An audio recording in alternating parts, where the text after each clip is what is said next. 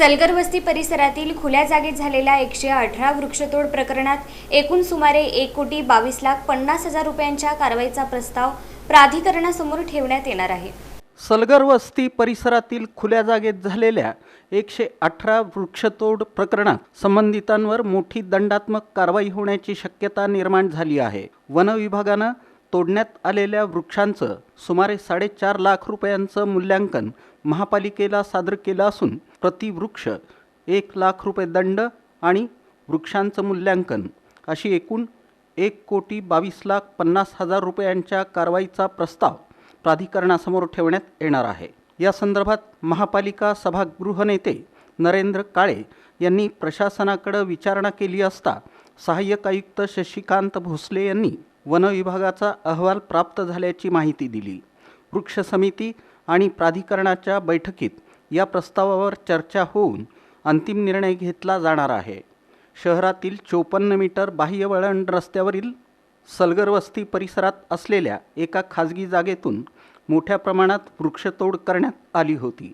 अनेक वाहनांमधून वृक्षतोडीनंतर लाकडं विक्रीसाठी पाठवण्यात आल्यानंतर शेवटच्या क्षणी हा प्रकार उपमहापौर ज्ञानेश्वरी देवकर आणि काहींनी रंगेहात पकडून उघडकीस आणला होता।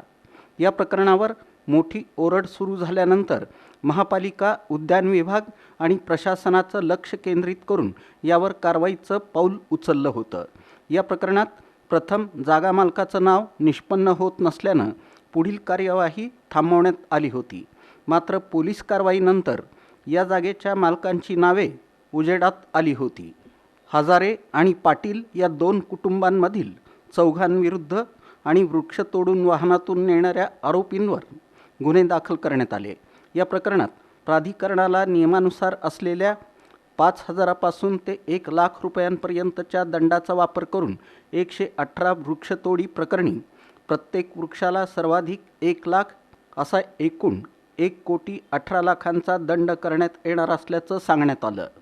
या वृक्षतोडीनंतर एकूण मूल्यांकनाची माहिती महापालिका, उद्यान विभागाकडून वन विभागाकडे मागण्यात आली होती। यानुसार त्यांच्याकडून महापालिकेला एकूण मूल्यांकन 4,50,000 रुपये असल्याचं कळवण्यात आलं।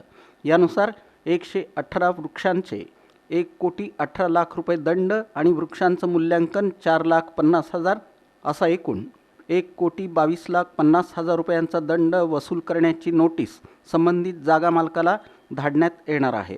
तत्पूर्वी वन विभागाची कारवाई तसंच समिती पुढं हा विषय तसंच वृक्ष संवर्धन प्राधिकरणासमोर दंडासंदर्भातील सविस्तर प्रस्ताव उद्यान विभागाकडून ठेवण्यात येणार आहे।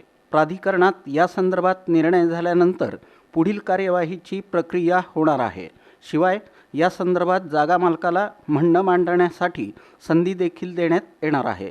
दंड न भरल्यास संबंधित जागा मालकाच्या 7/12 उतार्यावर बोजा चढवण्यात येऊन पुढील सर्व प्रक्रियेनंतर लिलावातून दंड वसूल केला जाणार असल्याचंही सहाय्यक आयुक्त शशिकांत भोसले यांनी स्पष्ट केलं।